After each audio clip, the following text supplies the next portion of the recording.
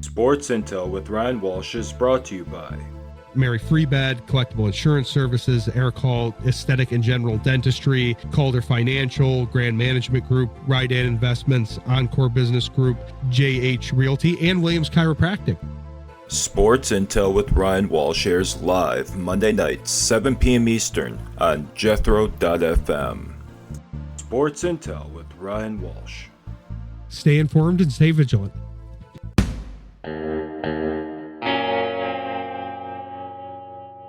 Our first sports intel of the new year. We've got Jeff keeping us on track here. He's ready to talk some sports. The good news for us two, at least, I don't know if it's good news for you guys that you have to hear me more.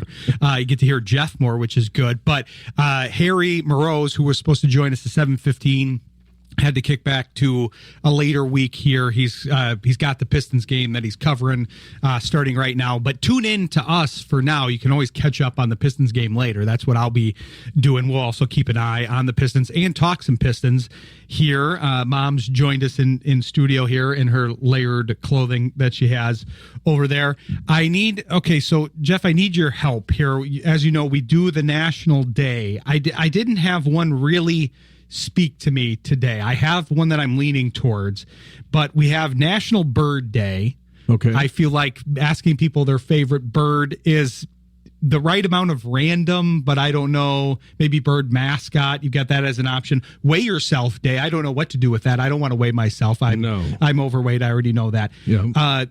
We could go the opposite of Weigh Yourself Day and go Whipped Cream Day. So like favorite dessert to put whipped cream on. That's a good one. Would be an option there. And then Screenwriters Day. So that's the one. We've been talking action movies specifically, but movies on the shows more, it seems like. Shane's been giving us more movie quotes. I'm a big action movie guy. That's kind of one of my main hobbies outside of sports.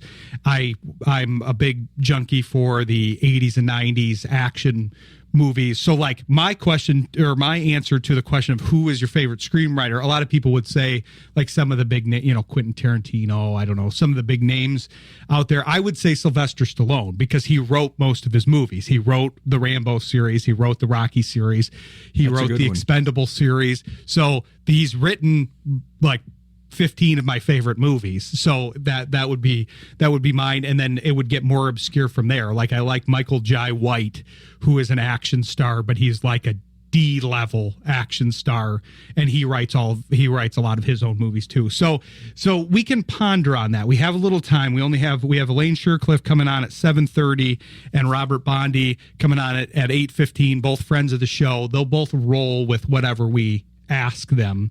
We can also go the New Year's resolution gimmick, but a lot of shows have been doing that. I don't really. I want to stay away from that. But we've got some sports topics to talk about here, because that's one of the reasons when Harry said he couldn't make it. Instead of trying to get another Pistons, we'll be rotating in more and more Pistons people every week here. We've got fresh people here through January, people that haven't been on yet this season. So we've got a good lineup there, but we've got a bunch of different things to talk about. I want to talk about the Pistons, but we'll probably kick off with football because that's what we normally do. I know you posted on social media about my Hoosiers. So, yes. And we were talking about that a little bit before. Now, Jeff keyed me into this. We'll have to talk about this with Robert, because the big news, aside from the fact that Indiana has made it to the Final Four, and they're one of the better stories in college football for sure. I mean, really in recent years, they're one of the best stories in college football. But now you have these people in the transfer portal actively committing to them. It looks like Nick Marsh has committed, so we'll have to get some intel from Robert Bondy on that, because he's covered Marsh for his whole career, college career so far, being a Spartan. But I'm curious to get your take on Indiana. You're watching this I'm obviously an alum. I'm a little bit biased. I have some things to add to the discussion, but I'm curious what you think of this run, because it is kind of a miraculous run from a team that was historically one of the most losing major conference teams in their extensive history. They've been around a long time. Yes, they are. I think they are the losingest team. Yeah. I believe so. I think it's fantastic. I've always rooted for the underdog. If my team is not playing, I love the underdog story. And I know they won last year, but everyone's like, it's Indiana. I love what Cignetti, I love what he stands for. I love his seriousness, and I know he plays that up because I've seen him after, like I was telling you off air about the post-game interview, when he's snapping at that reporter, and then when it's done, he's winking at her and, grabbing her sleeve and laughing a little bit. I know he plays that up, but I think this is absolutely fantastic. And what makes it even better is that they're beating SEC teams. And I want to see, whether it's Oregon or Indiana, I'd love to see Indiana win the national title and have the 3 Big Ten teams in a row, 3 years in a row, win the national title, just so these SEC people can just stew in their tears. Let's sit and drown in your tears, because the Big Ten's never been as good as the SEC, forever. And it's a different style. We're used to watching this style here. They've talked about that with Michigan State, how they wanted somebody that really knew the Midwest style a little bit better, a Pat Fitzgerald as opposed to a Jonathan Smith. But I like the idea you're trying to get like a big vat out and collecting Alabama and Georgia and Texas. You're collecting a lot of tears. You're just getting a big vat of tears. But it is fun, especially we're in Big Ten country. Everybody has different allegiances, but probably most people that listen to the show are probably a fan of one of the Big Ten teams, probably Michigan and Michigan State mostly for this show. Obviously, I'm Indiana, but we have Ohio State fans that listen to the show because some of my buddies listen to it, and a couple of them are Ohio State fans. So, but we have a lot of Big Ten fans here.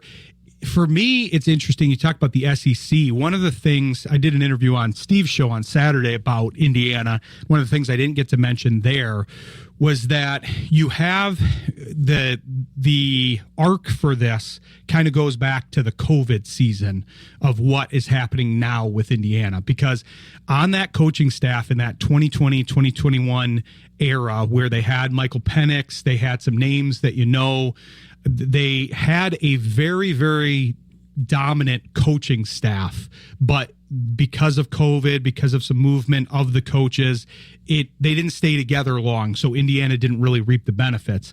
And as an Indiana alum, Indiana fan, I watched all these coaches go off and do bigger and better things. Kalen DeBoer was their offensive coordinator. He then goes off to Washington, then gets hired by Alabama.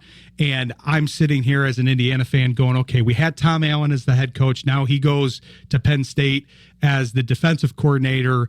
He's at Auburn now, I believe, or no, Clemson, I think now. And these guys are going off to these other programs. DeBoer took 2 of the prime assistants from Indiana, Nick Sheridan, who was his co-offensive coordinator, who's now at Michigan State. And then he also had Kane Womack, who's one of the top coordinators, defensive coordinators in the SEC, and he was at Indiana. So I watched all these guys leave, and then it was like, okay, well, but we're Indiana. We're going to be a feeder program for that stuff.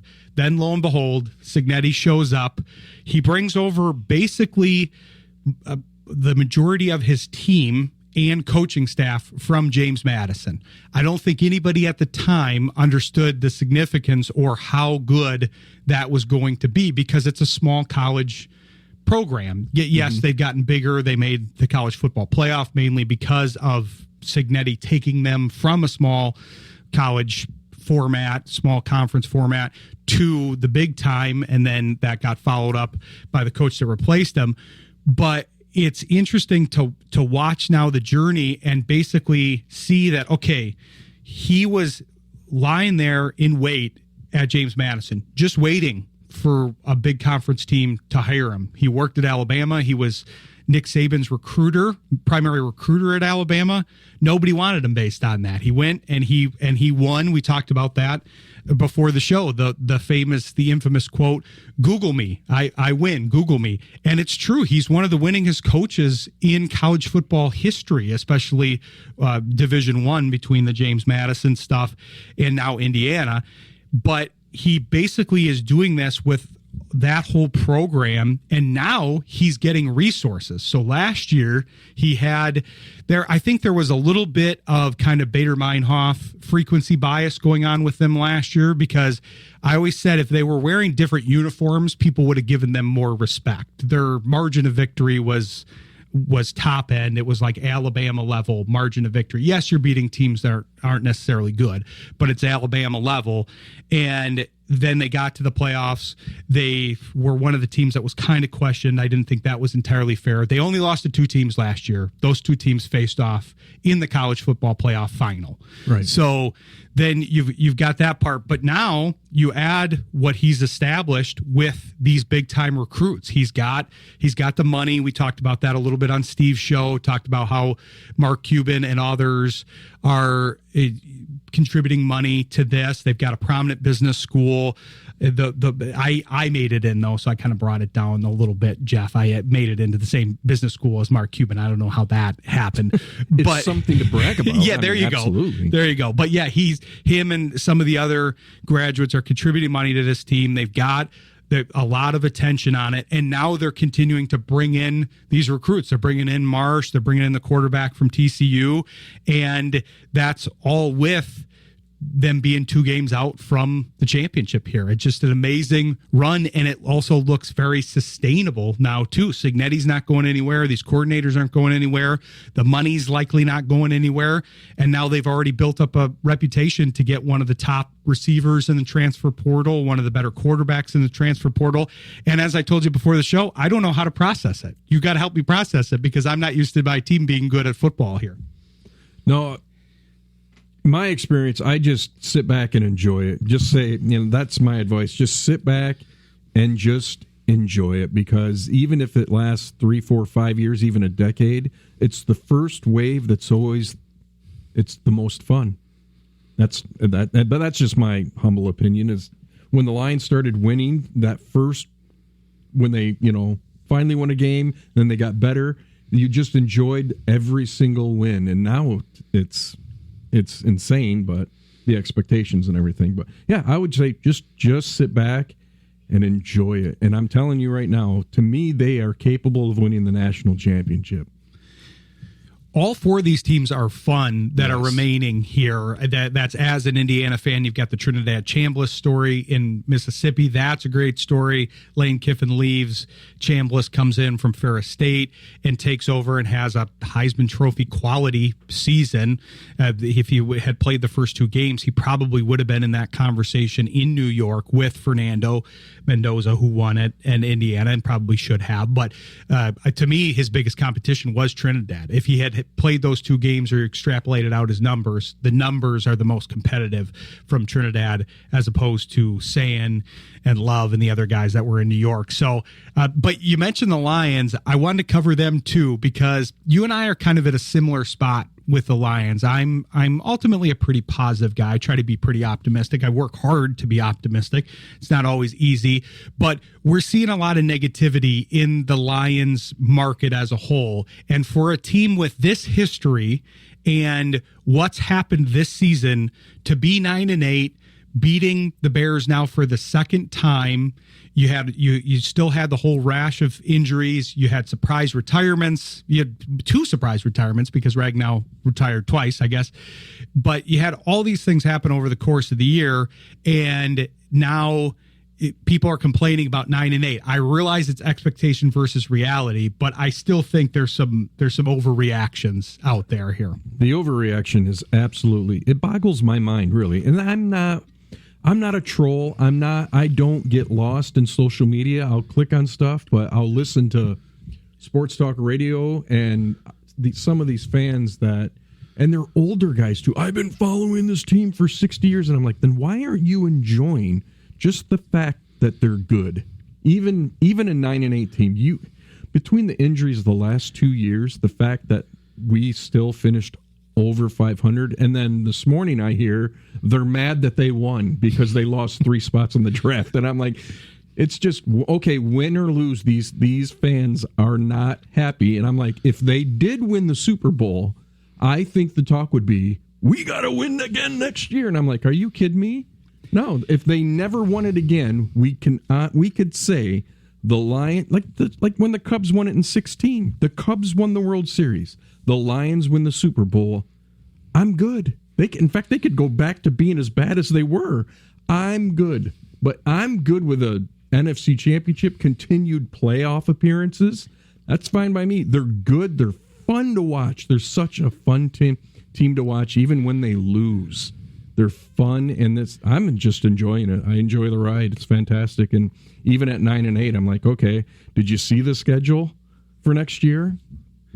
I mean, come on. I think they got the best of all worlds with that because they finished with a winning record. I do think that matters. I think that matters to the team. I think that matters for their winning culture.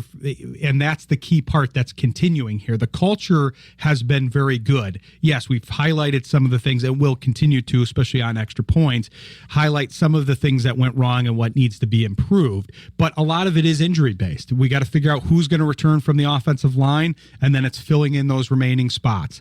As you pointed out before the show, Jeff, that was a pretty good performance. It was a buoying performance in this game, and it wasn't necessarily guys maybe see something in Hubbard as a backup tackle. No, he's probably not going to start for them, but maybe he's a depth tackle as a veteran guy because he played pretty well at right tackle for Sewell. Glasgow coming back was huge. Do you retain him? Do you get him to take a little bit of a pay cut to stay on next year? Does Decker stay? Ratledge and Mahogany should both be healthy. So there's some movement there. Then really all you're going to need at that point, yes, you do need some pass rush. You're going to get everybody back, hopefully healthy. McNeil should be healthy. That'll help the inside. That defensive tackle area is probably pretty good. You got Hutchinson obviously on the one side, and then you beef up the part on the other side. Maybe you move Barnes to the inside as Anzalone leaves, because that's what's going to happen now is there's going to be a transition out, but they've got a young team primarily, and a lot of the positions are set. They're receivers, tight end. They've got a marquee tight end. Really, most of the defensive backfield was pretty good. Yes, you had the injuries, but you also discovered some guys. You discovered guys like Rocky Sin. Avonte Maddox was good at safety.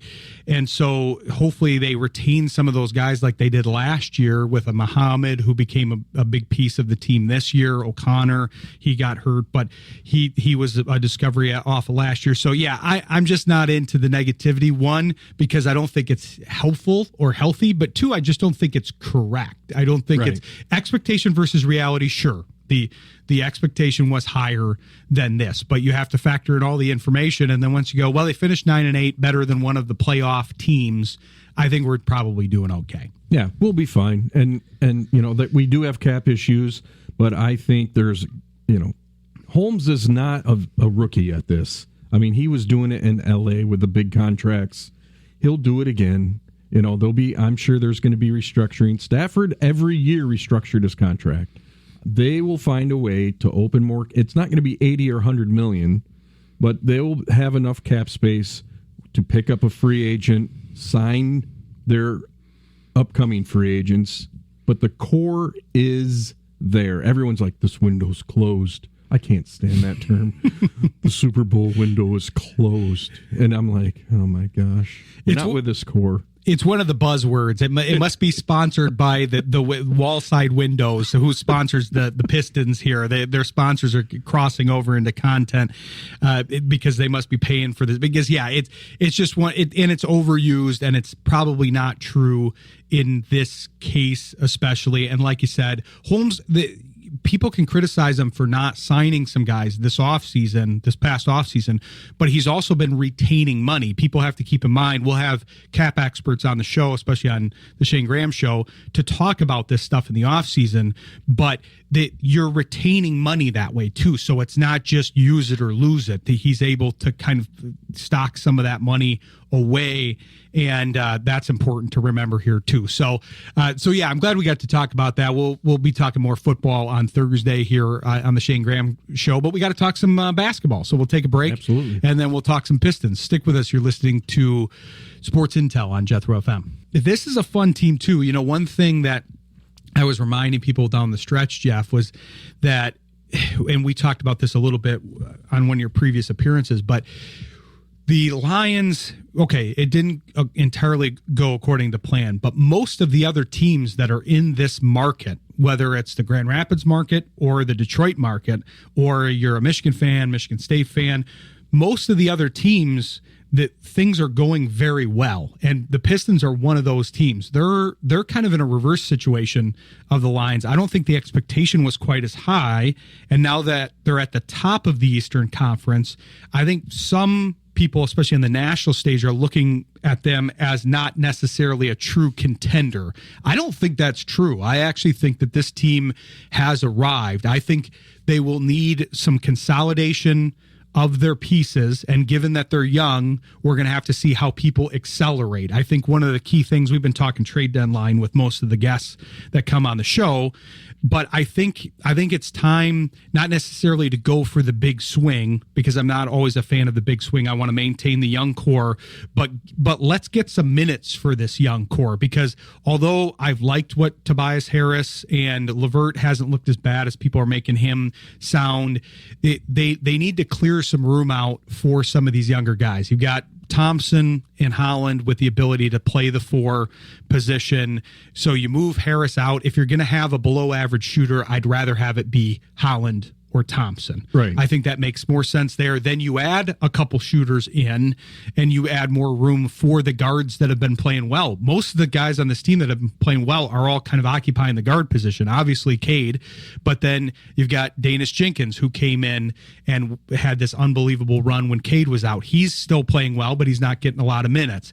Then you've got Marcus Sasser that came back, and now he's doing very well here at the guard position. Duncan usually occupies the shooting guard. He's been shooting pretty well. You need his shooting. You arguably need another shooter. That's probably one of the targets, but I would like to package those pieces, and maybe Ivy, because although this isn't the best time to trade Ivy, we're going to have his dad actually on the show in a couple weeks on the Shane Graham show. He'll be on the 22nd for our series that we're doing with interviews with different former NFL athletes, because he was a receiver for the Ravens, and we've got a relationship with Javen, and great guy. I like Jaden. I'd like him to stay on the team. I don't think his value is as high for a trade as I would like, but I'm also skeptical that he would stay in the offseason, and that's going to be the tough part. So getting something out of him and maybe giving him a new home, because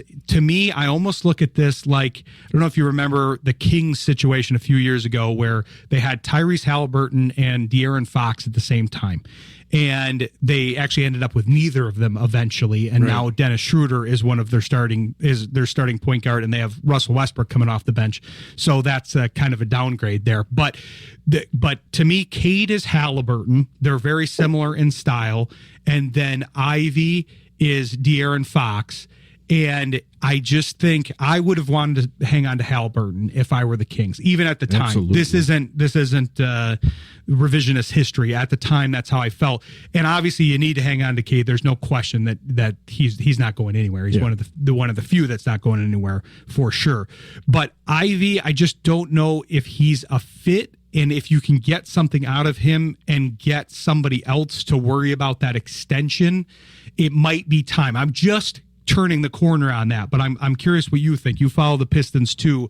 I'm just turning the corner on that. I'd love to see Ivy fit, and I think he can, but then it's the future value, and can you retain him, because he's only valuable to you if you're able to re-sign him. I think Ivy is very valuable. Here's the thing. Ivy has still not recovered from that injury. He hasn't. He's still working. The hardest thing, and it's, I mean, our coach is earning his money. The GM's earning his money, because these are such hard decisions right now.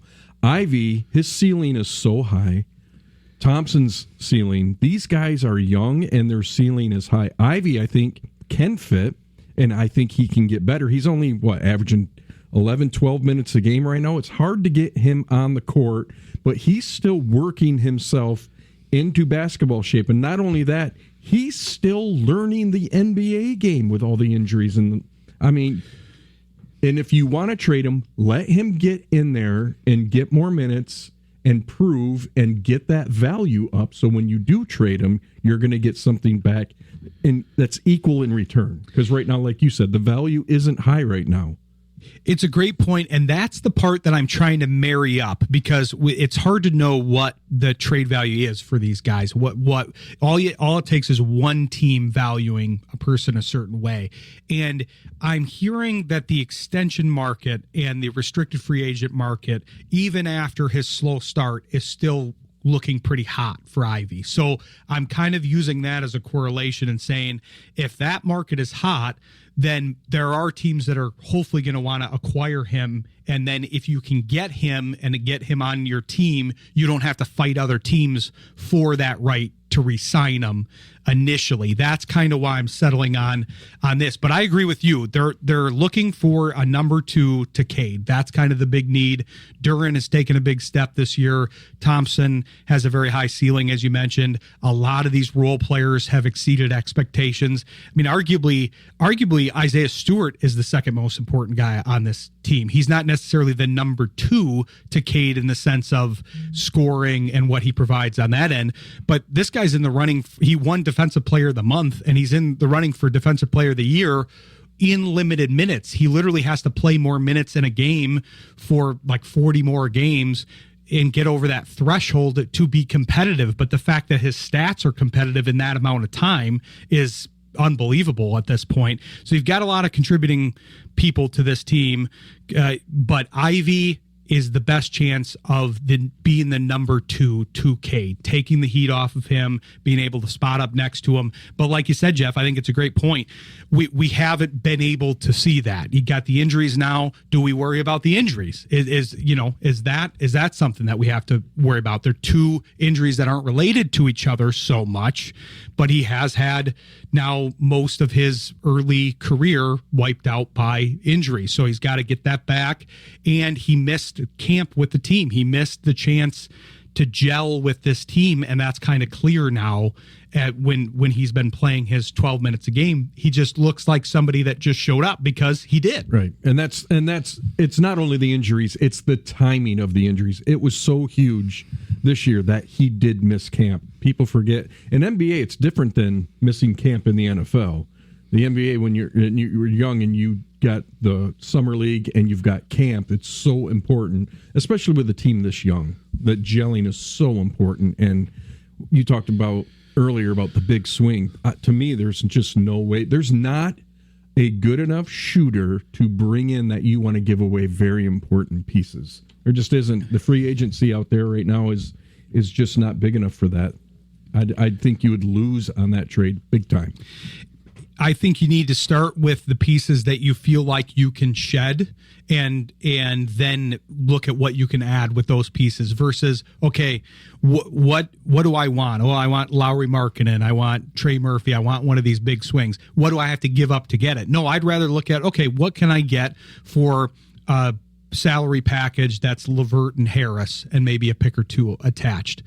I think that gets you something decent because it's expiring money. They're players that can contribute in the right scenario, and then you're clearing up a roster spot to be able to maybe identify a shooter down the way, or adding a shooter, not necessarily a Markkanen level scorer or shooter, but somebody that can create the gravity and clear the space for the rest of the team. So, and we're overachieving. Exactly. This team is overachieving. Exactly. And no, they're not. They're never going to get the national attention because these national writers and these national media, they're waiting for this team to fall. Just like the Lions, when they were getting good, they were like, yeah, but it's still the Lions. And it's still the respect. And again, with that Super Bowl window. But it is. It's a Detroit franchise. It's been so bad. They're expecting these teams to fall. They're overachieving. Enjoy the ride. Enjoy this team. They're not going to win the NBA title this year. They're not going to. But getting to the semi-conference or the conference finals is absolutely, it would be amazing.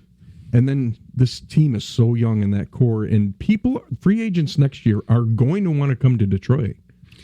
That's different now. I remember, think about that. Pistons, the Lions, the Tigers, overpaying for free agents. Those days are almost over. I say that all the time because you don't have the natural market advantages in Detroit. It's not an insult to Detroit. It's just the way that you need to look at the landscape. There are people that are going to, all things the same, there are basketball players that are going to want to go to Miami instead of Detroit. There's a lot of reasons for that. Weather, state tax, the absence of state income tax. There's a bunch of different things, the nightlife. But the biggest factor is they want to go somewhere where they can win with a culture that's a winning culture, fun to play in, and Detroit is having that at multiple levels. So I think the message that we end on for this is that there is a rising tide here in the Michigan market as a whole, the Detroit market, and the Grand Rapids market for that matter, because we're about to bring on Elaine Shircliff, who covers the Griffins, and we're connected with a lot of these folks that cover the Griffins, and they're off to a historic start. How fun is this team? Ben. I mean, it's just been incredible. So Jeff's been wanting to talk to some people about the Griffins here, so we're going to bring on Elaine Shircliff next. We're going to talk some Bears with her too. I don't know how much because she's a Bears fan. Oh, a lot because we swept them. So Jeff and Elaine will talk about that next. You're listening to Sports Intel on Jethro FM. A lot of good things going on in this market. People want to focus on the Lions. You're not a Lions fan. We won't talk about that right at the moment. Jeff has some comments for you later, but we have a tendency to focus negativity sometimes on sports, on politics, on some of these generic subject matters to kind of as displacement for our own lives. And you like to focus on the positive, which is one reason that we like your coverage. And there's a lot of positive to focus on here with the Griffins and with your Graced by Rain podcast. So I think you're the right person to have on, even if we might have you be a little bit negative about the Bears. I'm not sure about that. Thank you. I will say that I do. I will speak negatively if I need to. There was a player who wasn't playing well at the beginning of the season, William Wallander. And I went on a podcast and I talked about all the things he does wrong. And since that podcast, he's done really well. I don't think he listens to it. That's just how my luck works. You've inspired him. Let's just give you the credit for that. I mean, absolutely. He has been playing better. I've seen that. We've had the people that have come on the show have talked about him. I just didn't connect it with the fact that you called him out. You said, because when you are positive and when you are usually staying in that range, then there's more gravity to you saying, okay, you got to pick it up here, buddy. Let's go. If you want to win the graced player of the month here, the beautiful player of the month, you got to pick it up. Yeah. I mean, I like to point out at the AHL level. Now, if I'm covering the NHL, if I'm covering a major pro team, it's a bit different. I'm not as positive. I'm still positive, but I'm not because they're up there. They're not part of the development anymore. But when you're covering it developmentally, you kind of have to look at it like, where are they doing well? Where can they grow? But you also don't want to belabor anything that's workable, right? Like, you don't want to sit out there trashing some kid who's just trying to make it work when he has room to grow, kind of. Yeah, they're supposed to be working out the kinks if they're at that level, because either they're the age or maybe they're a little bit older, but there's a reason that they got sent down. That's one of the things that I've liked about the team this year, because we cover a lot of wings on the show too, but I like the synergy between the two units because they've pulled up some of the young guys, which I'm sure you've been excited to see, but then they've also sent down a couple veterans that I'm sure, in your experience, I wanted to get your take on that, but I'm sure that's been helping the overall unit there down with the Griffins, having some more experienced folks that, okay, they probably expected, I think they're still driving from Detroit, a couple of them. Yeah. Yes. And so I know they expected to start the season with the Red Wings, but they're veterans, they're gamers, and they're using their expertise to help these young guys. And I think that's part of the reason they're off to this historic start. Yeah, I agree. And most of that, though, is because of their attitude, their good attitude about the situation. I have covered teams where there were a lot of veterans on the team and a lot of older guys on the team, and they weren't nearly as welcoming to the challenge to getting better. And it caused a lot of rifts on the team, and the team didn't do so well that year. And this team, like, honestly, at this point, I would say the Wings need to fix something on their defense, maybe get rid of two guys. I'm not quite sure who. And bring up both Erik Gustafsson and Ian Mitchell together, because they play really well together. They're incredible to begin with. They're too good to be in the AHL, but luckily enough, they both welcomed it. And they're teaching these young guys what to do. I mean, that's why Antti Tuomisto is getting even better. That's why William Wallander is getting better, because these guys are leading by example, but also taking the time to kind of like teach the guys things. And they're also learning from them. Like, oh, I didn't think of it that way. And then they're adding some of their tools to their toolbox. And I really haven't seen anything like this. And I've been covering the AHL for a decade. So it's beautiful to see. Well, yeah, I mean, you talk about covering it for a decade. We obviously really haven't seen this start in basically the history of the AHL, which is incredible. I mean, that's not 90 years.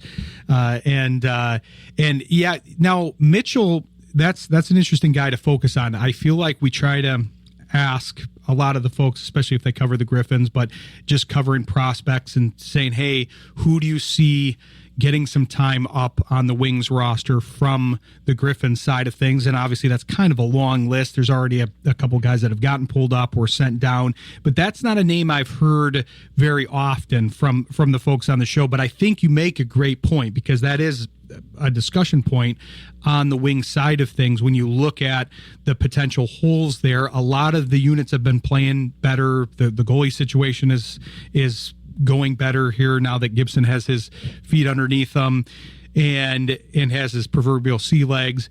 And you've obviously got the offense is performing well in general, but there's some holes there. But the defensive pairings are where I think unanimously people are saying they need to improve.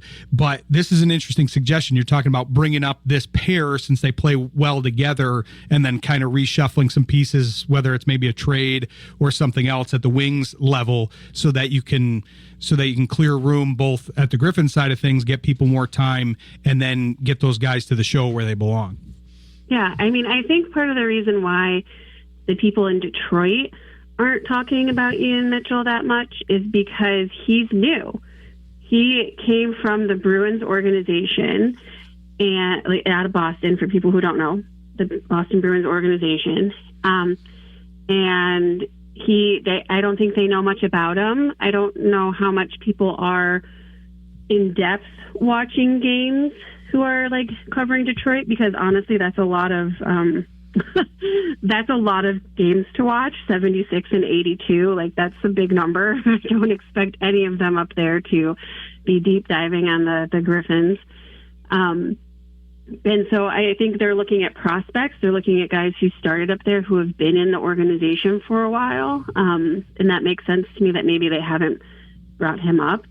But my favorite part about him and Gustafsson together is, like, one will be, like, they both play an extension of the goaltender, right? And that's very important. And I think that Detroit really needs that right now. They need defenders who are going to play as an extension of the goaltender, so that the goaltenders can get a little bit of a break during games, a little bit of breathing room.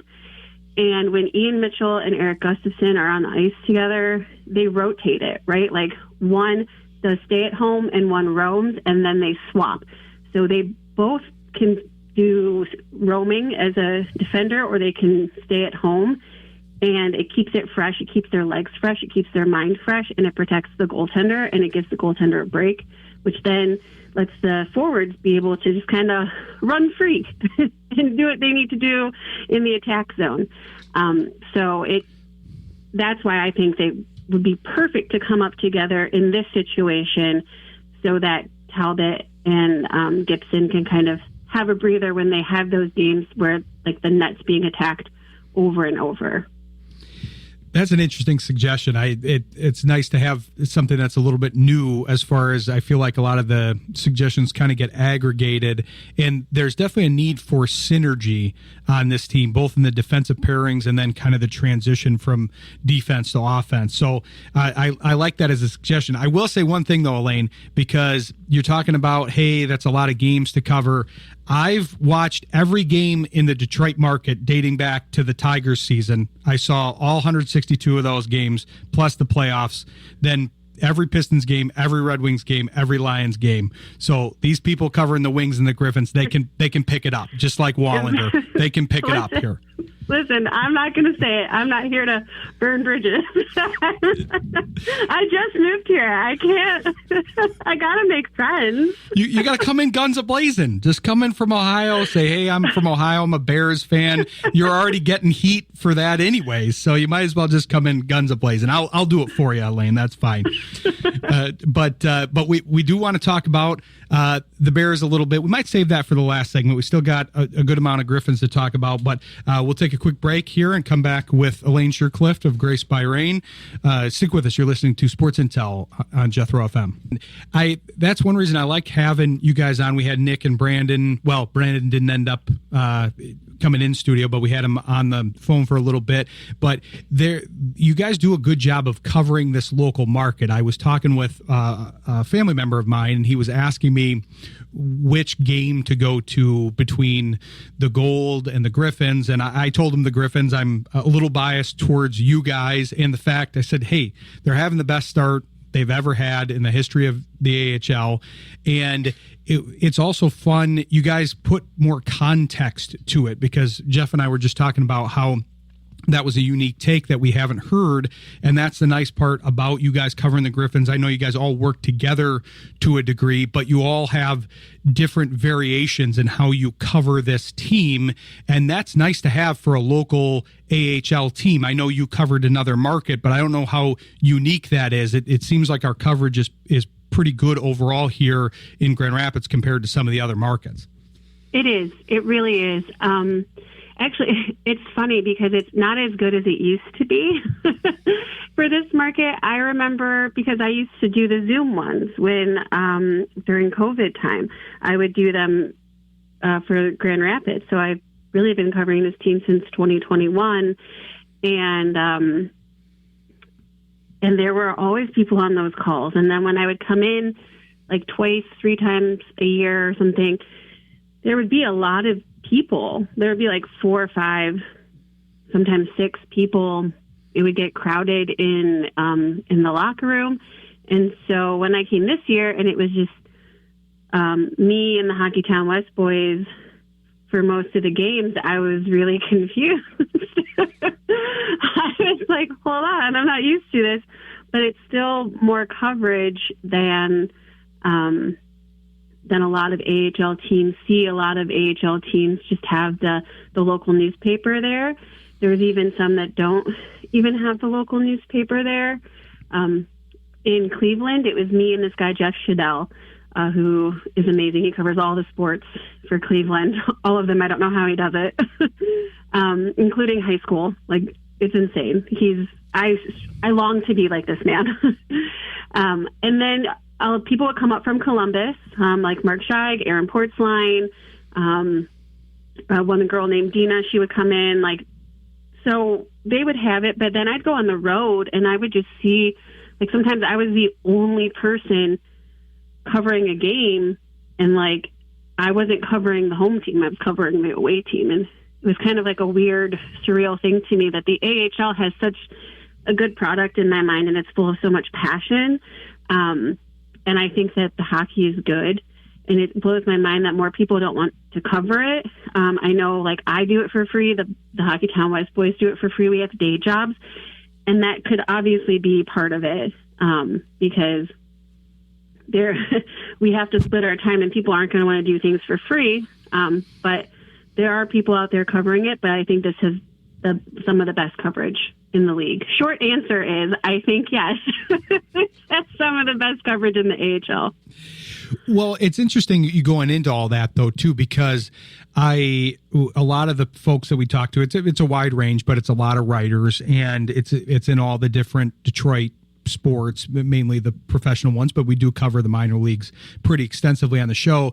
And the point is well taken about kind of being paid versus not being paid. It's good to highlight that a lot of the folks that are on these beats do it just for the passion of the game. They want to cover it. They want to provide this coverage to the fans that need it, that want it. And it's just a benefit to the market because, yeah, there's not always a lot of money to be tossed around to cover these things. A lot of times it's just a passion project for people that are passionate about it and good at it, like you guys are, like you are, like Hockeytown West is. And that's a benefit to our market as a whole, but also does kind of explain why maybe it doesn't happen in every market, like you said. Right. I mean, and for me, I made money doing it for a while, but I didn't always like the way I got to cover the leagues, or I'd have to take on a much bigger role, like editing other people's stuff, and or people would have more control over my articles than I wanted to. And I wanted to be able to tell the stories the way I wanted to tell them. Like, it's not often that a place would let me say, so Gabriel Seeger, the other night, he had a great quote about how he lets the emotions of the game feed him instead of distract him. And first of all, a lot of players don't really say that. They're like, oh, we just have to like keep focused, or we have to, stay calm, or else we'll end up in the box, and that's why we stay calm. But he took it to another level and said he allows that to feed him and keep him from getting distracted and focused on the goal at hand. And like I'm going to record my podcast after this, but and I'm going to dive deep. I'm going to dive into it about how you can apply that to your life, right? Like, you can apply the high emotions of life and things that are coming at you and things are going wrong and people are being mean to you. And if you let it feed you instead of distract you from your goals and your dreams, like, you're going to be much better off. And like, people are not going to let me write that for money. I've tried. So for me, it's about telling the story in a different way than how everyone else is telling it. Because a lot of times people are just screaming into the void and repeating the same thing. And I don't want to cover a team that way. I hear you. We were basically having this conversation, Jeff and I, in the first couple segments, because we were talking about that exists with sports radio as a whole too, because there's a lot of kind of aggregated takes and aggregated nature of sports radio, where that's kind of what you're getting paid for, is to feed that algorithm, feed that negativity, do a lot of things that are answering for the sponsors, for the powers that be. And thankfully at this station, we don't have that. We have a lot of freedom. Shout out to Scott on that one. He allows all of us a lot of freedom to cover things the way that we want. There's not a lot of oversight as long as we're going about things the right way. And it's unfortunate that you have to go out on your own to do that, but sometimes then you do that and then you cut your own path, and then that leads to something else too. Exactly. But now I want to, it's always an interesting discussion when we have you on, because we get into kind of the behind the scenes. We go like meta interview, where we talk about interviews in the interview, but I want to get more of your takes on the Griffins side of things, because we started out with a great one with that defensive pairing, but I'm just curious what else has stuck out to you with this run. It's obviously a prolific run, as we talked about, but there's probably a lot of things, but just kind of the main things that you've seen over the course of the season so far that have stuck out to you in your unique way of viewing the game and covering the Griffins here. Well, for one thing, people look at the stat of 28, 1, 1, and 1 for the record, and they think that every game has been amazing. They're like, oh, you must be like, every game must be so amazing to cover. And that is not the case. Some of these games have not been great games. And it's incredible that they've been able to pull out wins on, I would say, probably 10 of them, right? They had slow starts for a little bit there and were playing sloppy. And then all of a sudden, like, the third period hit and they were just like guns blazing, and they were just putting up massive amounts of goals, not just scoring one, not winning by one, but winning by like 3. And I've never seen a team really do that, right? Like, you have to be a consistently good team to have this kind of record normally.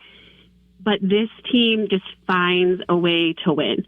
Like Dominic Shine, once he locks in and he's like, once something happens and he's like, all right, guys, he rallies the troops. I mean, this is why he's captain, right? He rallies the troops, and he usually does it by scoring a goal or by knocking a guy off the puck and getting an assist on a goal. He just like gets them going. And so for me, that's fascinating, because it's like some of these games, I don't think they're going to win. The other night they won in overtime against the Chicago Wolves. And up until like the final, I would say 2.5 minutes of regulation, I was like, all right, this game's over. This game's done. They had no speed. They had nothing. And then Eric Gustafsson punched someone because he was over it, and then Augie Tuomisto scores. There was a fight with Dominic Shine and someone else, and then it goes into overtime, and it had to go into a shootout, and Dominic Shine just goes and does a slapper. He does a slap shot in the shootout. Like, that's unheard of, and normally people don't make it, and he makes it. Like, there's a little bit of magic with this team when they turn it on, but sometimes it takes them a bit to turn it on. That seems to be true. I'm now watching the most hockey that kind of more than I ever have here, and I mean it is so run based in hockey, as far as the momentum is so key for all the teams out there, and it is amazing how quickly it turns. So having those people that can help you turn it around and steady the ship when it's taken on water, when it's headed in the wrong direction, that's very important, especially at that level. It's incredible that they have that many people at the Griffins level that are able to do that. And obviously Shine was a great story last year and continues to be a good one this year. So that's cool. Well, we're going to talk a little bit more Griffins. We're going to take a break, but we got to get some Bears in here. We won't rag on you too much. Well, I won't rag on you too much. I can't make any promises for Jeff. He's been a little quiet, so I don't know what to do about him. He's kind of lurking in the background. I'm winding up. Okay, so see, that's what I was worried about. See, that's what I was worried about. But we'll unleash Jeff next and talk about, because that was an interesting game here last night or yesterday afternoon with the Bears and the Lions, and the Bears are still headed to the playoffs and the Lions aren't. So that's my 1 point for Elaine here before we go into break. But stick with us. You're listening to Sports Intel on Jethro FM. From the Scully Statewide Moving Studios. Country with a twist. Jethro FM. 1530 AM. WYGR Wyoming Grand Rapids. 94.9 FM Grand Rapids. 99.5 FM Lowell. And Jethro South. 980 AM WAKV Otsego Plainwell. 98.9 FM Otsego. And 105.1 FM Kalamazoo. Available worldwide at jethro.fm. But as I pointed out, the Bears are going to the playoffs and the Lions aren't. It was almost, Elaine, the way I viewed it, I try to be positive as well, like you. And I could almost see this being a force multiplier for both teams, because the Lions side is easier to understand. You've got to win. There's still a lot of people in this market saying they shouldn't have won for the improvement in the draft pick. I don't think any of the players believe that or the coaches believe that. No. But they ended up being 9-8, so they got a winning season. They were able to beat their Campbell's protege, who left twice, and so that's good momentum, because they're going to have to deal with him again next year. The Bears are going to be good again. The division's going to be tough again. But for the Bears, it's almost like, I view this in the NCAA tournament sometimes, when a team's on too much of a run headed into March Madness, you're stacking up too many wins, and eventually it just gets harder and harder to win that many in a row. Whereas the Bears were pretty hot, then they kind of got cooled off a little bit against San Francisco, and now against the Lions. Hopefully that means for Bears fans like yourself, this will send them kind of surging into the playoffs for yet another divisional matchup here in the playoffs. Yeah. Well, first of all, I just want to just see one Lions fan say that to Ben Campbell's face, that they should have lost so that they could get that dress. Or say it to his sternum, as it were. Yeah. Yeah. I just want to see how he responds. Now, from the Bears standpoint, I am worried because it's Green Bay. I'm always worried against Green Bay. It's rare that I go in and I'm like 100%, 110% sure that they're going to win. So that's a little, I mean, yes, this is definitely a wake-up call from the defense side, because I think, I mean, when you have a team that does 2 successful 2-point conversions, like, what more is there to ask from the offense? Right, it was 2, right?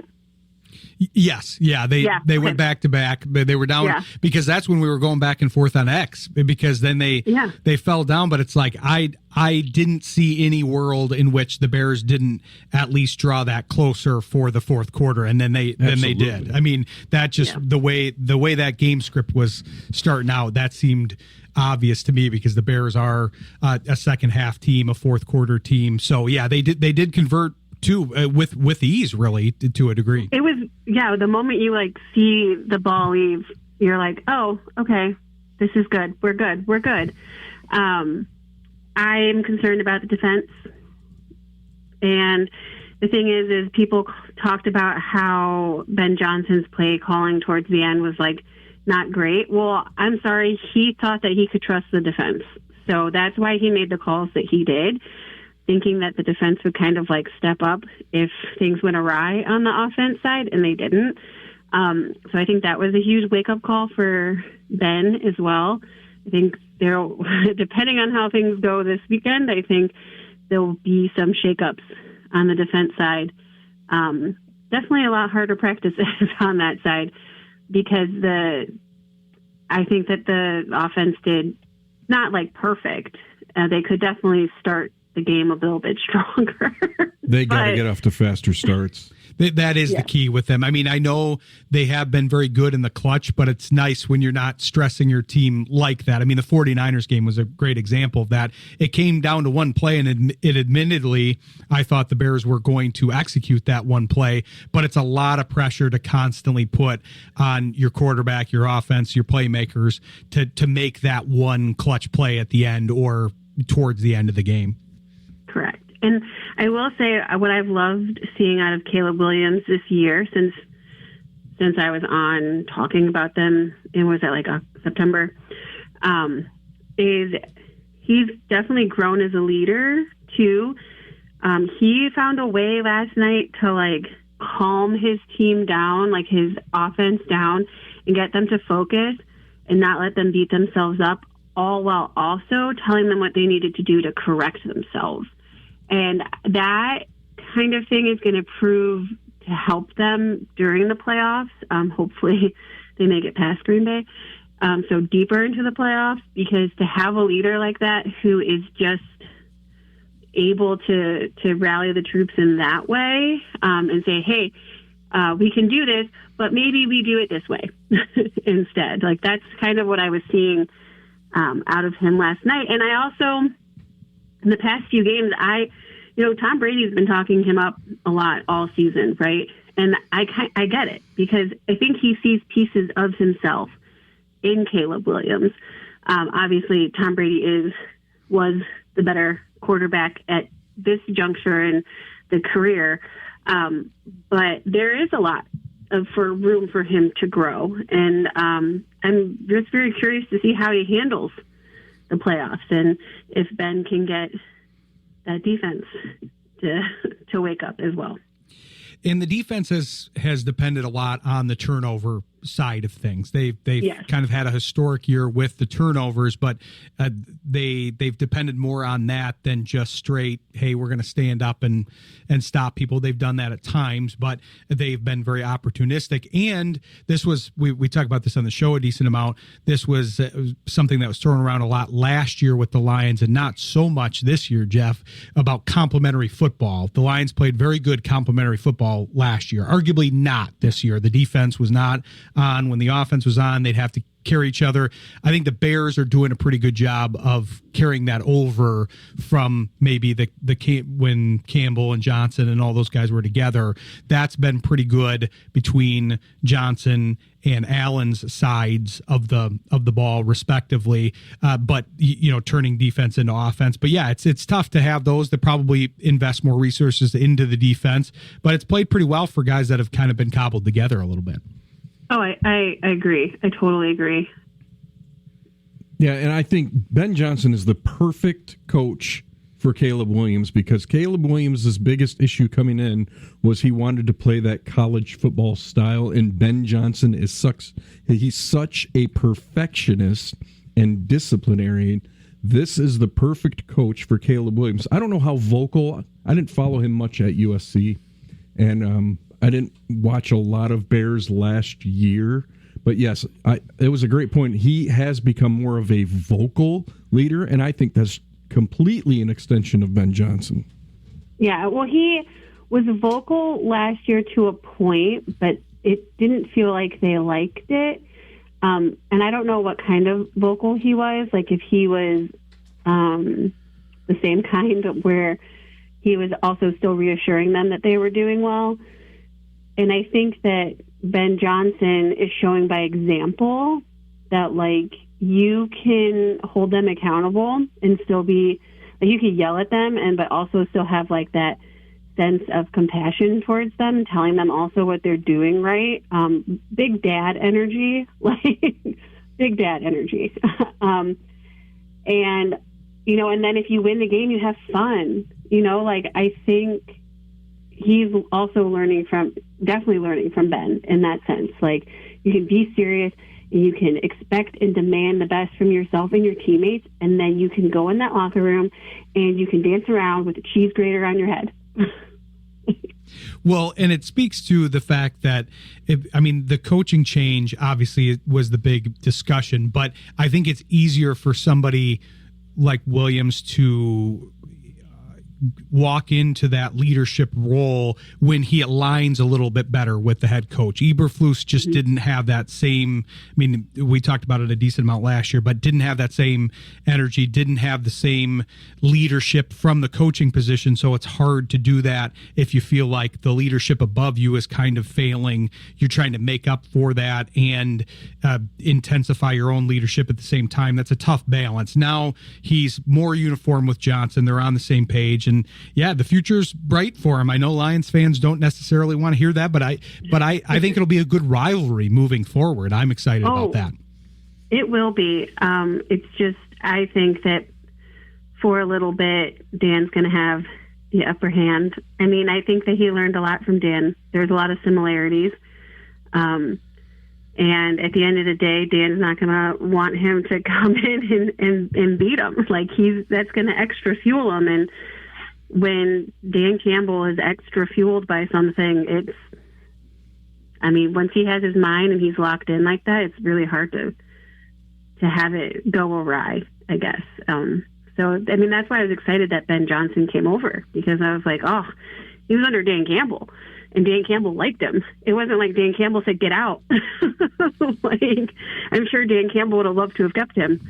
When a guy like Dan Campbell buys into a coach, you get excited as a fan about a guy coming over. So Exactly. For all those people that were wanting Johnson to stay or mad that he left, I mean, he really stayed an extra year to find the right job. He stayed a year longer than he needed to. He had some jobs that were available to him, head coaching jobs the year before, but he wanted to stay under Campbell. I think that was the right decision for him and for the team, and now he's reaping the benefits, and so are the Bears. So we're glad you could join us, Elaine. We're glad we could talk kind of all three phases here, the Griffins, the Red Wings, and the Bears a little bit. But make sure to tell people where they can follow you in the meantime here before we have you on the show again in the future. Yeah, so my website is gracedbyrain.com. That's where you can see my articles. I've also put my podcasts up there so people don't have to jump around to a bunch of different places. You can find my podcast on Spotify, Apple, all YouTube. And then my socials, I was using Grace by Rain on a bunch of them, but it was a lot of work to run two socials. So I'm most, like on X, it's just I'm a rain dancer. Instagram is Graced by Rain, and TikTok is also I'm a rain dancer. So come follow me, come see the fun. I like to drop random videos sometimes. So she's got a great personality, and it's a fun way to cover hockey, because I think hockey in particular can get a little, the people that are into hockey, this is not an insult to anybody that's into hockey, I swear, but they can get a little intense about it and have a hard time finding maybe the fun in it or the lightness in it, because it is a tough sport. There's fighting, there's a lot of contact, but I like the way that you cover it. So be sure to follow her, and we'll have her back on the show here for more Griffins coverage and other hockey coverage. But we appreciate you joining us, and we'll look forward to having you back on again. Thank you, guys. I really appreciate it. Also, my favorite screenwriter, Aaron Sorkin. Nice. You usually do listen to it earlier in the show, so I wouldn't put that past you.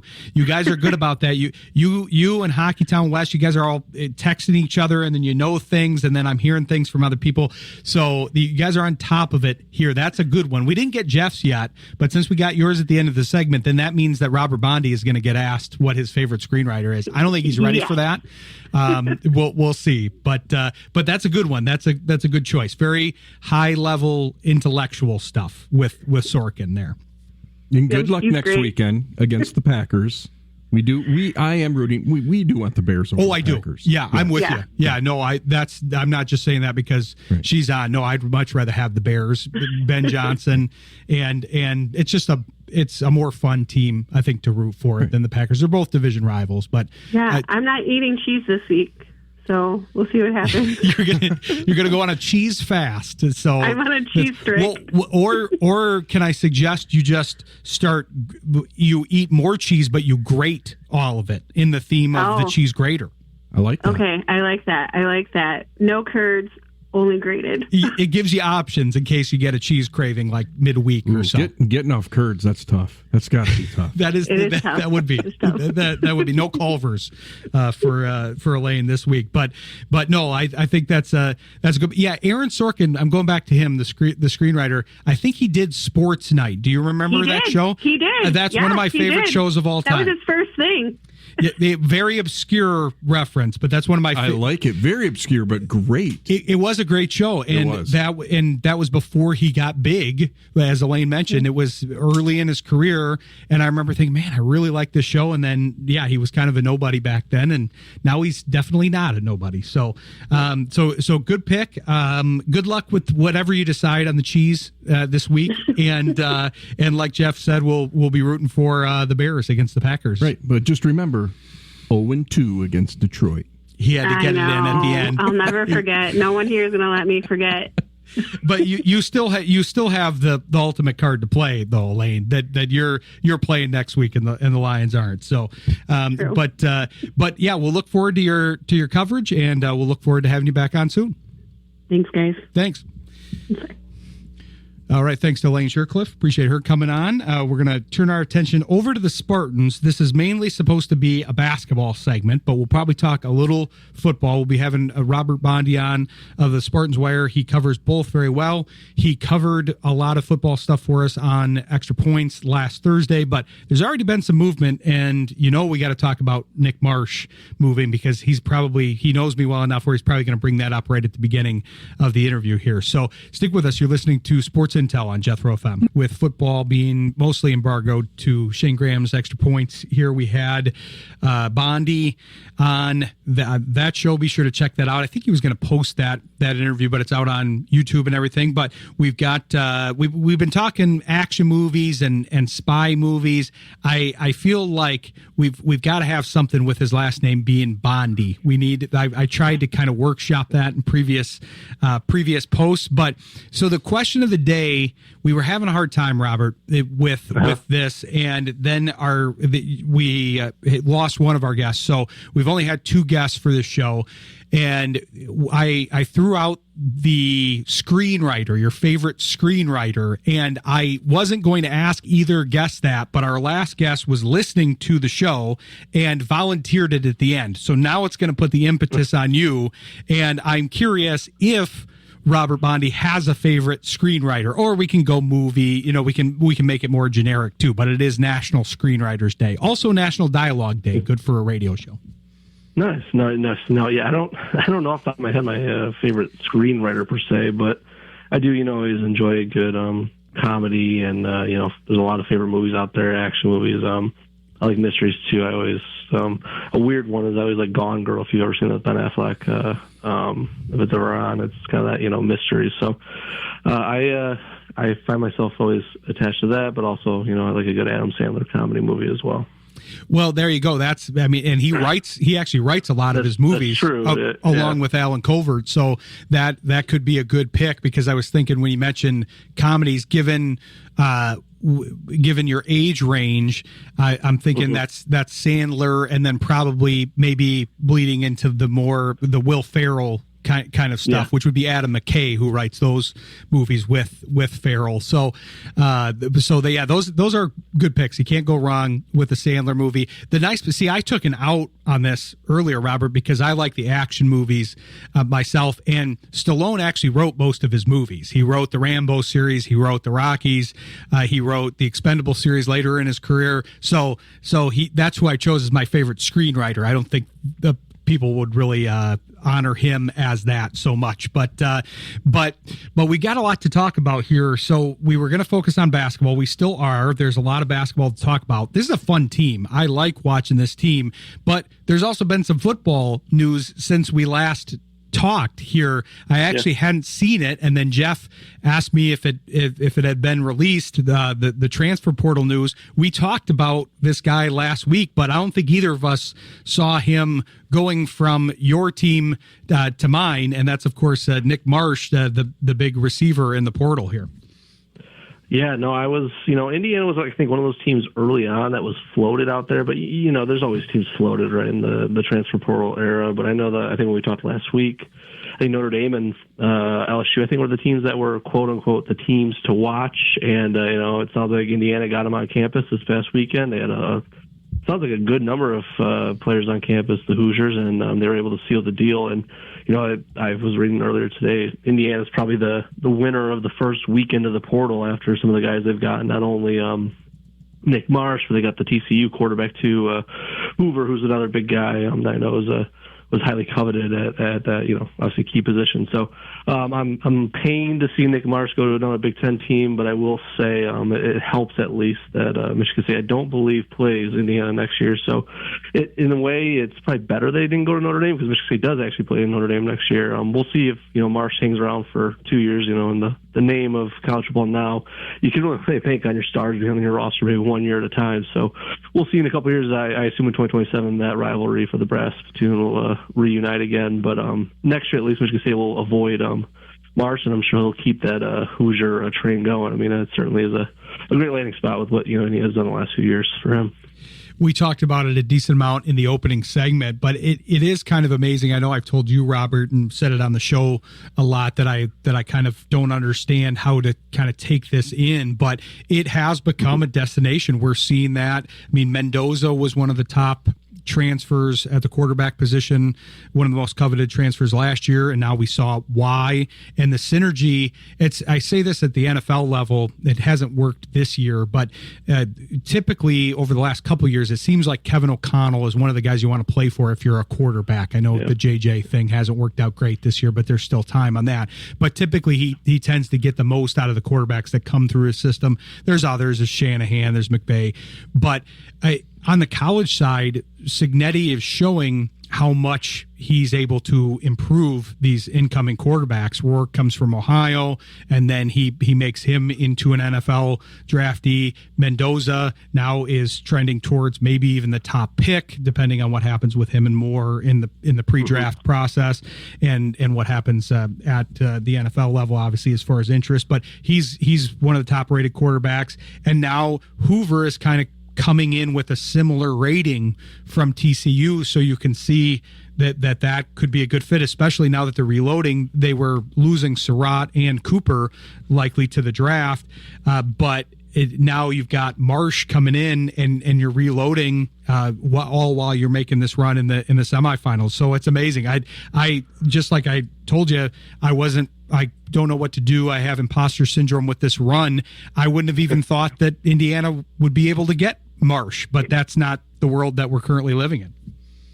Yeah, no, it's a completely different world, of college football, just from, even just a couple of years ago, right, when they hired Signetti. But in general, I mean, quite frankly, I was having this conversation with one of my peers at Spartans Wire. Outside of maybe Ohio State and Oregon, Indiana is probably right up there at the top, though, as most desirable Big Ten team as far as a transfer portal prospect goes right now, right? And it just shows how the game's changed. I mean, you have a coach who can win, and down deep, these players want to win, right? I mean, I know there's a lot of money and there's a lot of other factors in play, but I think down deep, these guys always still want to win. So you can go to a place that knows how to win and has won quickly under the new head coach.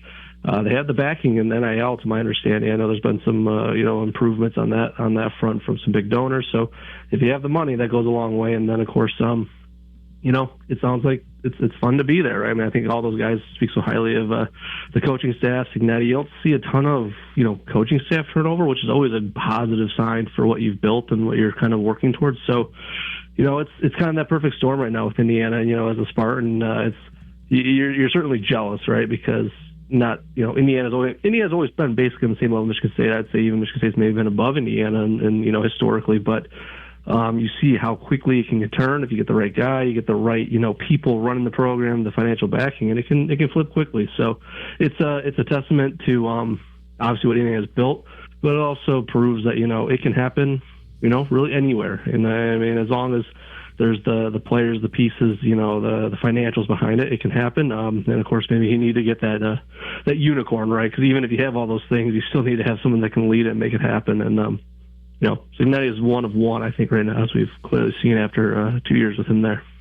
I know everybody's looking for the next Signetti, which obviously that always happens with these primarily one of one type things. I still, we've talked about this before, but I still am so surprised that he was not picked up sooner. I know that's easier to say now, but with his resume and with trying to identify, it's almost his age worked against him because he had been around a while, and then at some point you go, okay, maybe there's not the potential here, but obviously he has a lot of potential. But I think State is well poised now too, because just like Signetti, the big thing was him getting them together and rallying everybody. Maybe it didn't happen at day one, but it did help. He got players in. He took his players from James Madison, his coaches. Those guys became staples there.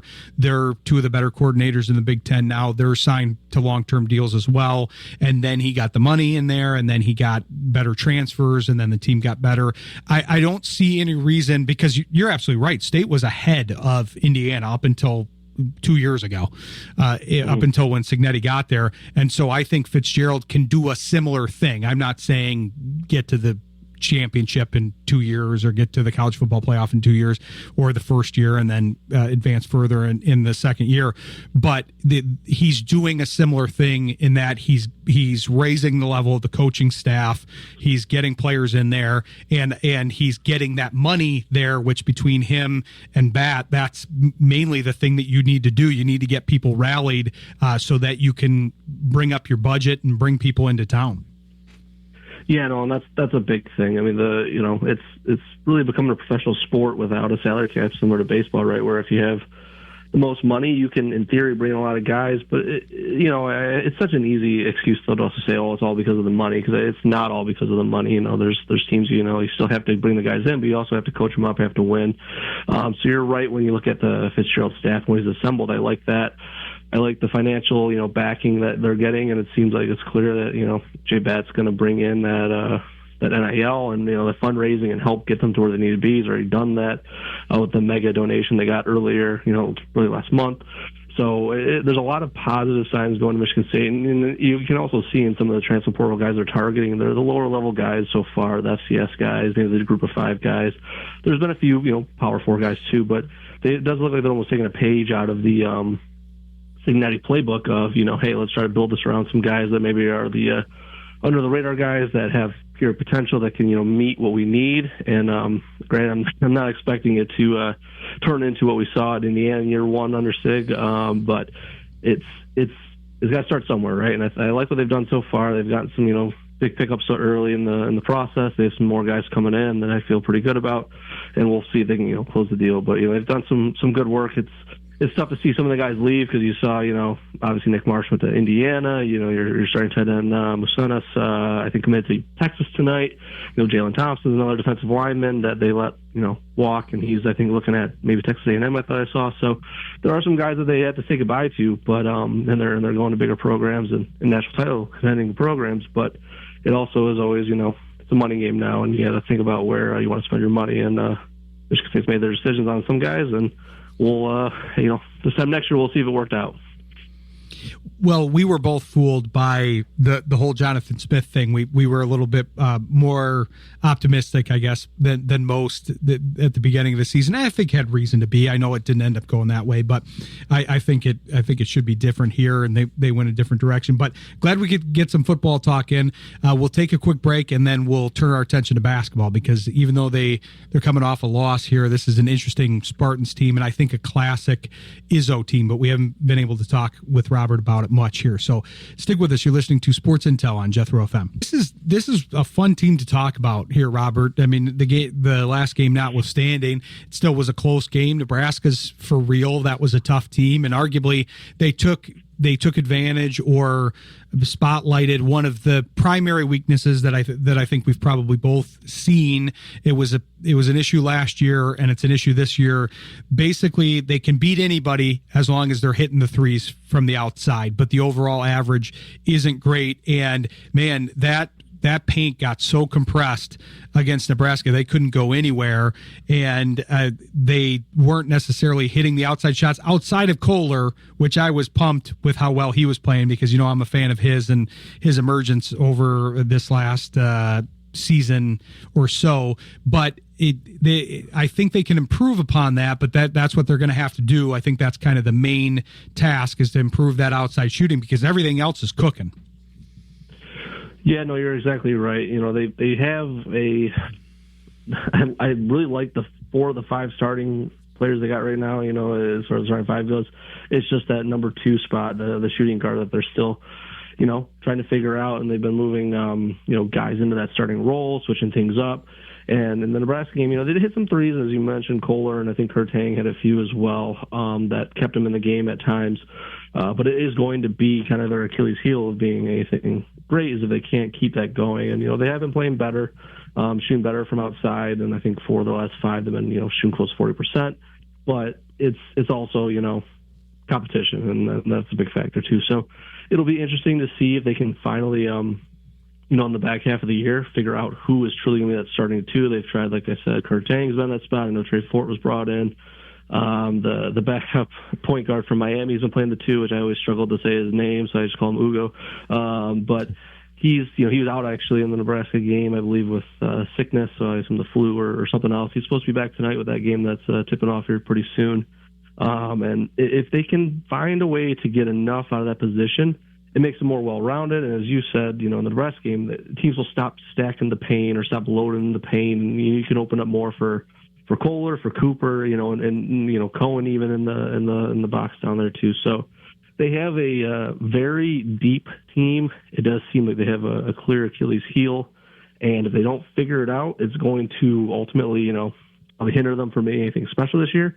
But if they can, that could, put them back in the same spot as we saw last year, where, maybe you win the Big Ten, or at least contend the Big Ten. I'm not sure if anyone can keep up with Michigan and Purdue right now, in the Big Ten at least, but at least put yourself maybe as a, Sweet 16, Elite 8, maybe even Final Four team. How concerned are we with turnovers? There were a lot against Nebraska. I think 19. Is that a concern, or was that just kind of a fluke? I think it was a fluke more than anything. That was probably one of the worst games, honestly. And I keep feeling like I'm saying that even when they're playing against some of these lower quality teams, that they keep having bad game after bad game. And, they got away with it. And the tough thing with the Nebraska loss is, like you said, they had 19 turnovers, and they still very well should have won the game. I mean, they were up going on that 4-minute timeout and kind of, didn't score another field goal, I think, in the final 3 or 4 minutes of the game. So even as poorly as they played in a hostile environment, some were saying that was Nebraska's, biggest home game in their new arena history. It's a double-edged sword, right? You're upset because you let a game slip away that you probably should have won, but at the same time, you could look at it and say, well, we didn't play that well, and we almost, beat an undefeated team, a top 15 team at the time, now the top 10. And, even at the end there, you had 2 free throws that if, Carson Cooper hits, you go to overtime, but it's a different story. So I think overall with Fears running the point, they haven't been too sloppy of a team. They just had a bad night, and, it was a tough time. And also give credit to Nebraska. I mean, it's not a bad team you're playing. It's a good team across the other way. They also forced some of those turnovers in the way they play defense. So I'm not too concerned. Now, we'll see tonight against USC. USC also, I think, is kind of one of those teams that can put a little bit of pressure on you on the defensive end, a little bit of press. It didn't work against you against Michigan. I know. I mean, that's been a common trend. Michigan's been doing that to everyone, but we'll see if they can bounce back tonight, because this is a big game in the beginning of a stretch where they really will be probably favored for most of the rest of the month, up until we hit that end of the month game against the team on the road who is humming. Well, I would think, Robert, that part of the turnover issues, especially against Nebraska, were what you mentioned, that Ugochukwu, I've been practicing that one, divine Ugochukwu, because, I mean, he really has been an important piece of this team. He started at shooting guard, like you said, and played very well.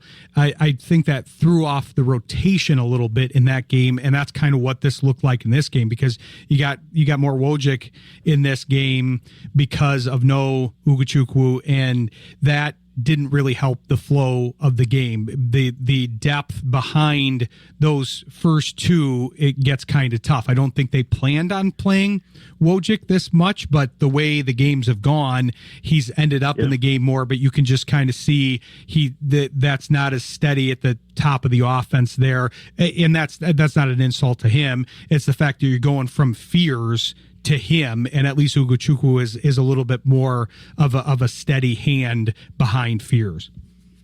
Yeah, no, that's a big thing too.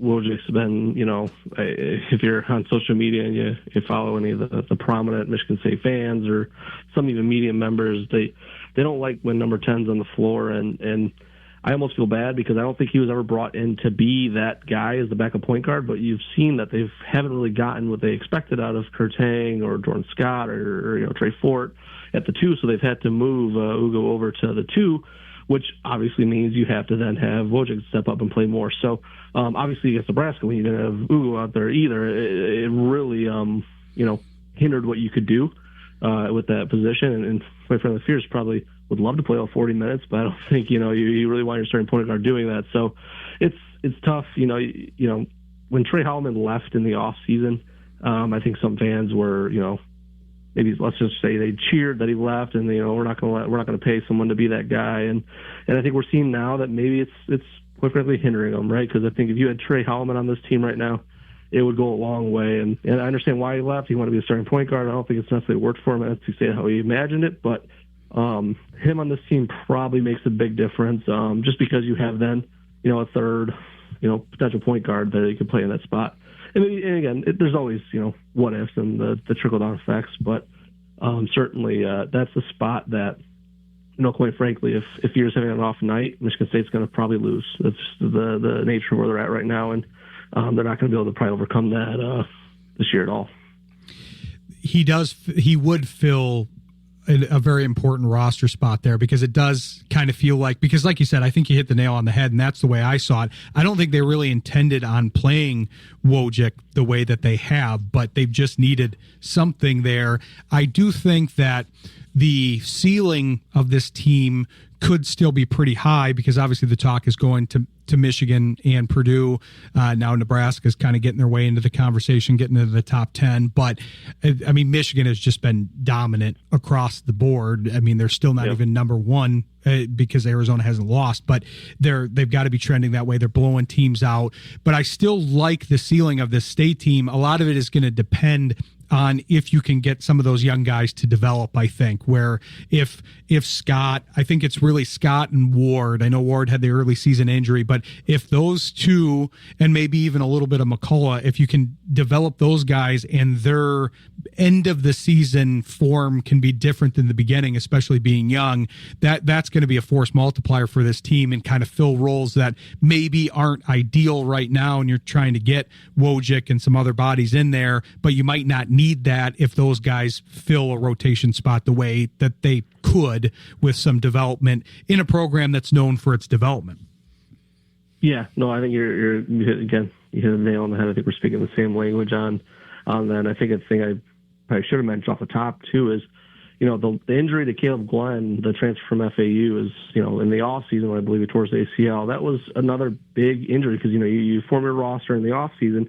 You expect Caleb Glenn, I think he was going to probably come off the bench, but he was also going to probably play that 3 position where maybe they could move Cone Carr to the 4 at times. Then you don't necessarily need, then you could, have another shooter on the wing. It opens up maybe the 2 spot. There's always the roster dynamics, the lineup dynamics when you lose a guy like Caleb Glenn who's going to come in and was going to play big minutes on this team too. So it's always, you shuffle one thing here, you have effect there, and that's kind of the nature of, basketball and really any sports. You have injuries, but if they can, like you said, get Jordan Scott to continue the growth, because he has shown some good flashes, same with Cam Ward, and if they can get those guys to continue to grow, this team does have the potential to be pretty darn good this year. It's just, do they round into form by March? By then, how many losses they picked up? Are we looking at what seeding in the tournament? That's a big factor. I don't necessarily think they have that Jace Richardson truly special first-round pick on the team at this point.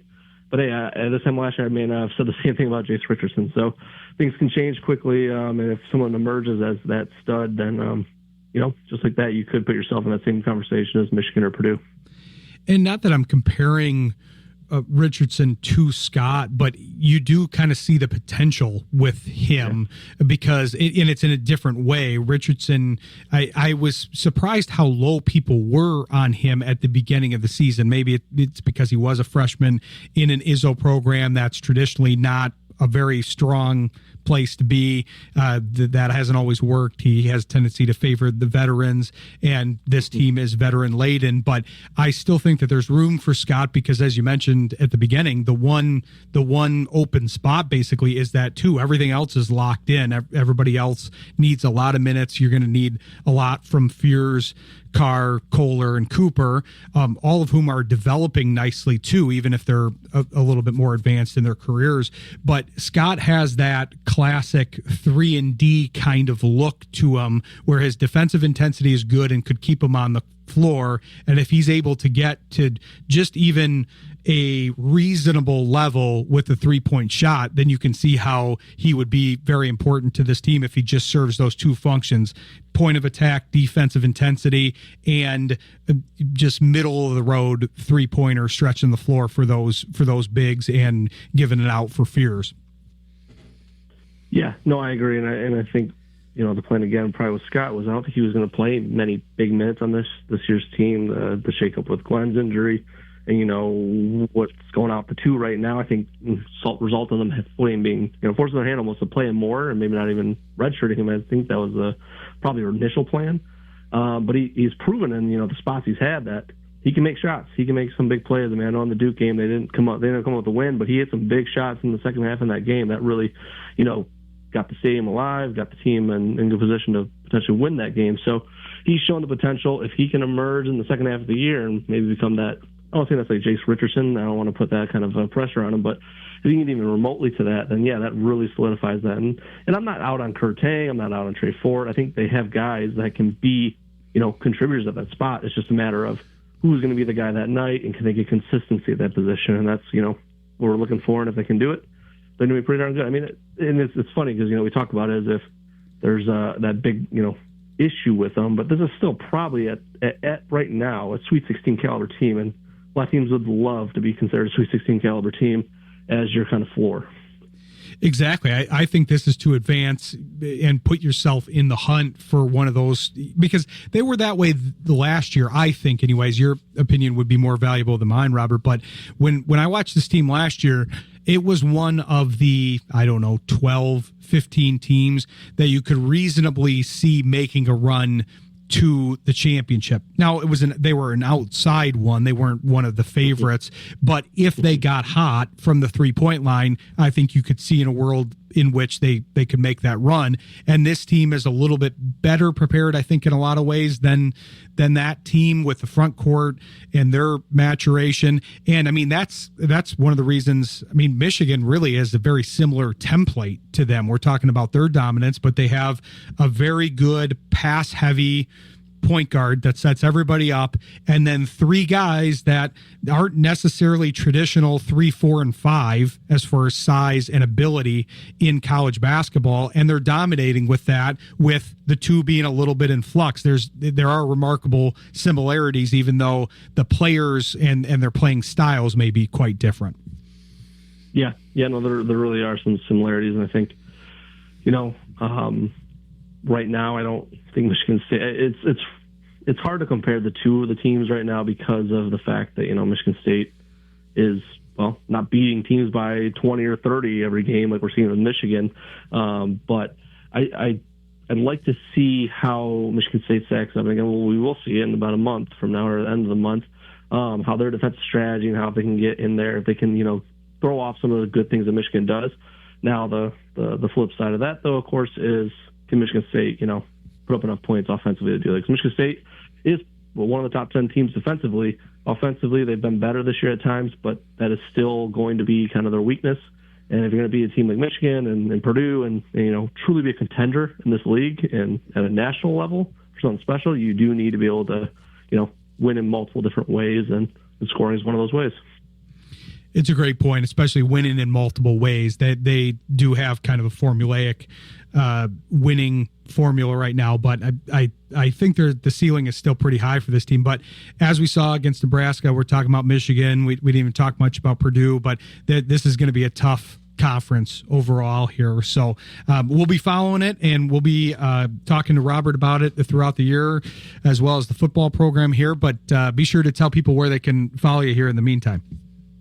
Yeah, no, definitely. You can always follow anything I'm writing. I'll be getting some coverage up on tonight's basketball game on SpartansWire.com. So we got a lot of coverage between myself and the other writers on the site. It's portal season. It's exciting times, and of course, basketball is in the thick of it too. So we got a lot going on there. Check out SpartansWire.com.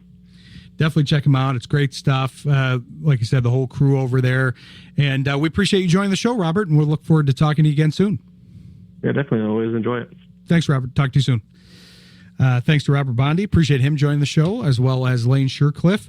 We're going to close up the show, check in on the Pistons game, and talk to Jeff in studio here after the break. Stick with us. You're listening to Sports Intel on Jethro FM. A new sponsor, not to be confused with Encore. We have iCore Solutions. They're an insurance company. And want to give a quick read for them here. So ever had an insurance broker hand you a policy then vanish? That's not iCore Solutions. iCore doesn't just sell paper. They roll up their sleeves, tailor insurance, and coach your team so risk management actually boosts performance. Practical advice, honest communication, and real partnership as your business grows. Discover the missing piece in insurance, where growth and protection go hand in hand. If you're ready to unlock growth as you manage risk, call iCore Solutions at 616-327-4914 or go to iCoreAdvantage.com. That's ICOR Advantage.com. Great company, local company. They'll probably be on the show here to have some coverage because they have some ties to the sports world. Another professor working there, so we'll have another sports professor in addition to our sports professor, Steve Project here. But wanted to check in on the game here, Jeff. I know you've been following the multiple games. I say the game. The Red Wings are playing right now. I've got a lot of games to catch up on after the show here. Michigan State's about to play. I'm going to have to catch up on the Red Wings game and the Pistons game. But I've been following the box score. It looks like it's really no surprise, I guess. It's star versus star. It looks like Cade and Jalen are both scoring and shooting a lot. And it looks like the secondary scorers, last time I checked, the second scorers for each team only had 10 points. So it's coming down to a star matchup. It looks like in New York, but they're up by a lot. The way it looks. Last time I looked, they were up by 20 points or so. Yeah, shooting the ball very well. Brunson 6 turnovers through 3 quarters. Wow. It's the same thing with Cade, because I remember hearing this with on a podcast, and they were talking about wanting Cade to reduce the turnovers, but there's just a lot of pressure on these guys. I mean, I guess you could say, hey, they've got to turn the ball over less, but when you're putting all of the ball handling and a lot of the scoring pressure on these guys, are getting double teamed. We see that with Cade almost every night. That's why they do need a secondary scorer. We're hoping for the emergence of Ivy, or be able to acquire somebody, or one of the other guys kind of take the mantle there, because they are kind of struggling to have that secondary ball handler and take some of that pressure off of Cade, because they just condense on him. And I thought this is actually Harry of the Order of the Blazing Horse podcast, who was supposed to be on earlier today, but will be on a future show. He was talking about this, because he was basically talking about, hey, I think part of it is he just kind of gets tired late in the game, because he's so weathered. He's played 35 minutes at that point, and that's sometimes when the turnovers come in. I'm sure he wouldn't make that excuse, but and Jalen wouldn't either. But there's a lot of pressure on those guys. Yeah. So Ivy's got 18 minutes. Is that a season high?